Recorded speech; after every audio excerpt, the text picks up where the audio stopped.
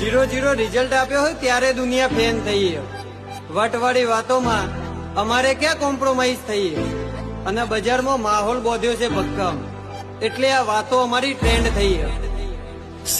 Trend ના Taylor જેવું તેવું પેશન નથી કરતા, અમને ફોલો કરી ચેટલાય કોપી કરતા. કોઈનો ગજ ચોથી અલ્યા ઓય રે વાગે, હારા હારા ભાઈ હોય તર પોણી ભરતા. અમારો બિહેવિયર બજારે બોલે છે બ્રિલિયન્ટ, લુક સ્ટાન્ડર્ડ ક્વોલિટી વાળો શો કરતા.